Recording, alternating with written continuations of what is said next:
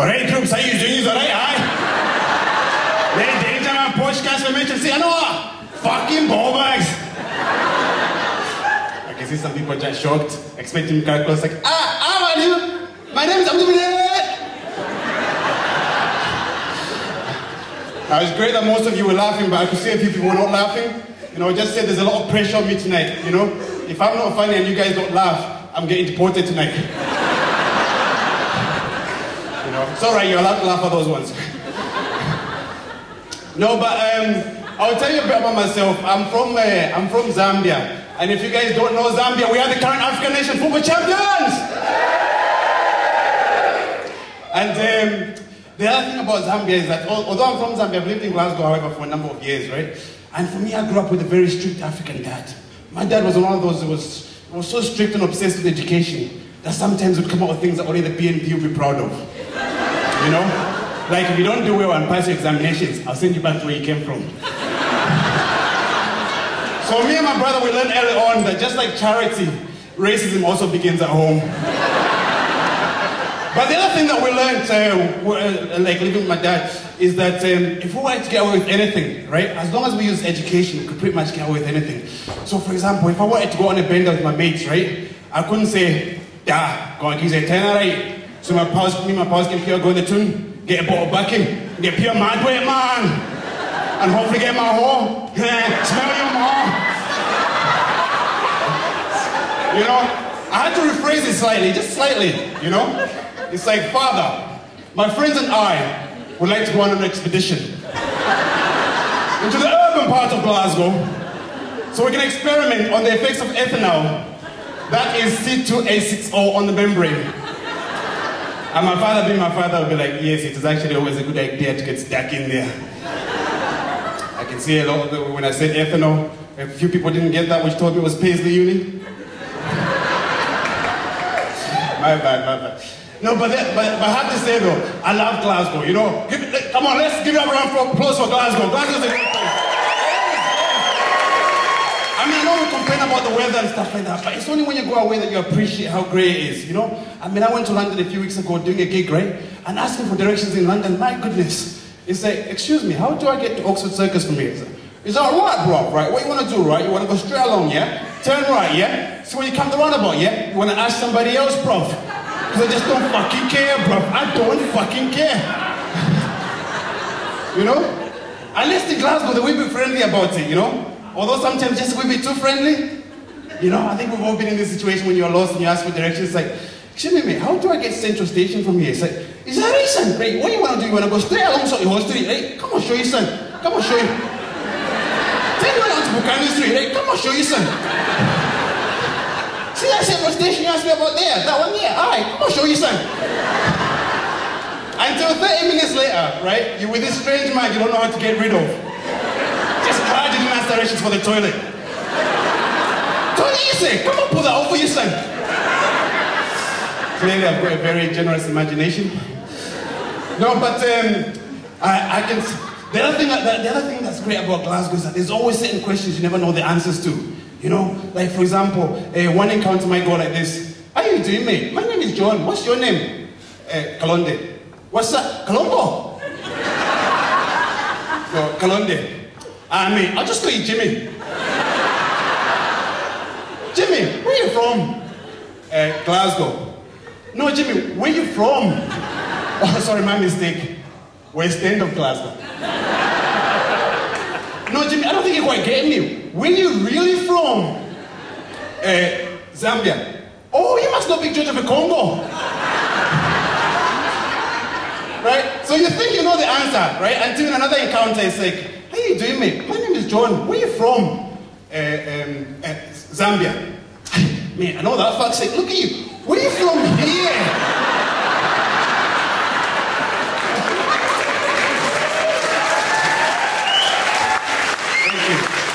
Now, I can see a lot of people, most of you are looking at my kilt and thinking, I look sexy, innit? You know? But there's some of you, I can look at you, I can see you thinking, my goodness, is this the length they're going to get a visa these days? Like I said, you're allowed to laugh at those ones. But the other thing I have to say that I love, I mean, I don't know if you guys have been following the elections, the American presidential elections. You know, I think it's amazing to think that Barack Obama is going for re-election, you know? For me to think that it's still crazy for me to actually believe that we actually have a black president running the most powerful nation in the world. Isn't that amazing? I mean, okay, I know it's mixed race, but just give us this one for a second. But that was the crazy thing about when Barack first came on the scene. You know, it was like taboo to say it was mixed race. Especially around us black folk. We didn't want to hear that shit, you know? Until he started messing up a bit, then we were like, technically speaking, his mom was white. And she did raise him for most of his life, so he's yours. Take Lewis Hamilton with you and Tiger Woods, because they're both shite now. But the thing is that it's crazy to think that Barack Obama might not actually get re-elected, right? Because I still remember the time when Barack came on the scene, he was like the messiah. Remember when he could have always saying anything? You know, even at his inauguration, Barack could have been like, America, I believe that all men and women are created equal. And that's why I feel it's only right that I should have what those before me have had. So the first thing that I'm gonna do when I'm in office is I'm gonna bring back Monica Lewinsky back to the White House. Well, I feel there's no mouth more qualified to handle this 12-inch commander-in-chief that you see before you. Yes, she can, America. Yes, she can. Thank you, thank you. But that's the thing as well about the whole Barack thing, right? Because I want him to get re-elected. Not just because, I mean, we shouldn't forget like the amount of mess he inherited, but I want him to get re-elected because I think we're going to see something that I've suspected for a long time about Barack Obama. You know, it almost happened at his inauguration last time, if you remember. You remember when he started those words? That's when I was like, oh my goodness, we are watching the real-life future suspects. Guys, that was the moment. Barack Obama is Tupac Shakur in disguise. I have expected him to be like, I, Barack Obama, see no changes. I wake up in the morning and I ask myself, likewise, maybe should I blast myself? I'm tired of being poor, everywhere some black must have been some little busters there. I told you motherfuckers I'll be back. What's up, bitch?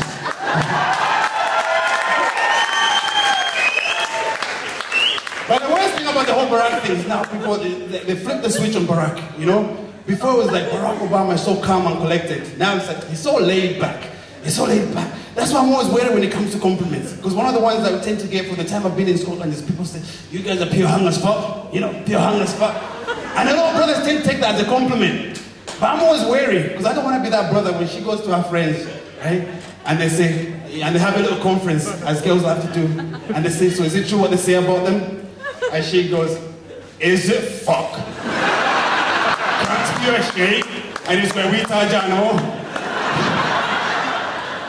But ladies and gentlemen, I'm going to finish up just now to say that we've had some great acts before me, and we've got some more great acts to come. And you're going to be left wondering, why should I win this thing?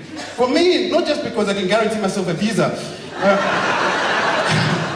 but I just think, how funny would it be, honestly, if I actually won this thing, right? And Alan Anderson, the promoter, announces that his next gig. So, ladies and gentlemen, please welcome the Scottish Comedian of the Year. And I just pop in, it's like, hello.